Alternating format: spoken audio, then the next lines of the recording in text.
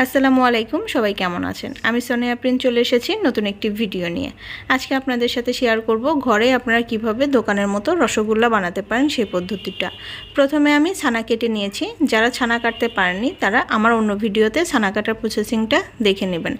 ছানাটা ভালোভাবে আমি মথে নিয়েছি। তার উপর দিয়ে দিলাম 1 চা চামচের মতো ময়দা, দিয়েছি আধা চা চামচের মতো বেকিং সোডা, আর দিয়ে দিলাম এখানে 1 চা চামচের মতো চিনি। এখন ভালোভাবে সবগুলো মিশ্রণ একসাথে মিশিয়ে নিতে হবে।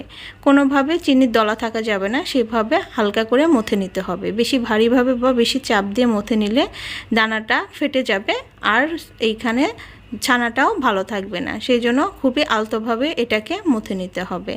যখনই সবগুলো মিশ্রণ হয়ে যাবে তখন এভাবে হাতের চাপ দিয়ে দিয়ে এটাকে মথে নিতে হবে। আমি এটা মোটামুটি খুব ভালোভাবে মথে নিয়েছি। এবার গোল্লা করার পালা। আমি এখানে একটা একটা করে গোল্লা করে নিচ্ছি। আপনারা এভাবে গোল্লা করে নেবেন বা এর থেকে বড় সাইজও করে নিতে পারেন। এটা পুরোটা আপনাদের ইচ্ছা, যে যেভাবে গোল্লা করে খেতে পারে। তবে আমারটা প্রথমে গোল্লা হয়নি, একটু চোখ্খা চোখ্খা হয়েছে। তারপর আমি আস্তে আস্তে এভাবে করে নিয়েছি। এক এক করে আমি এখানে প্রায় 7 থেকে 8টার মতো মিষ্টি বানিয়ে নিয়েছি। আপনারা ছোট বড় করে এর থেকেও বেশি করে নিতে পারেন।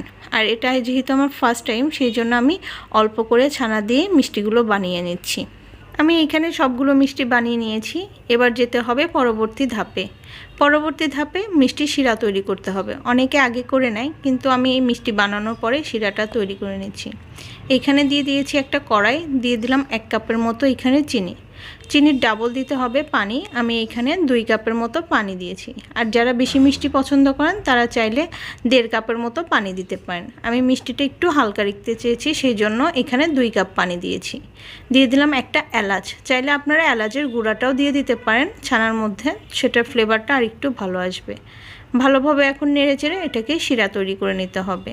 যখনই ঘন বলক উঠে যাবে তখন এটার মধ্যে এক এক করে বানিয়ে রাখা মিষ্টিগুলো দিয়ে দিতে হবে। বলক উঠে আসার সাথে সাথে আমি মিষ্টিগুলো দিয়ে দিচ্ছি। মিষ্টিগুলো দেওয়ার সময় অবশ্যই মিষ্টিগুলো নিচের দিকে লেগে থাকবে। যখন মিষ্টিগুলো একটু সিদ্ধ হয়ে যাবে তখন উপর দিকে ফুলে উঠবে, তখনই বুঝে নিতে হবে মিষ্টিগুলো হয়ে গেছে। বেশি জাল করলে এগুলো ভেঙে যাবে। আমি মোটামুটি 5 মিনিটের মতো জাল করেছিলাম, তারপরে ঢেকে দিয়েছিলাম 10 মিনিটের মতো।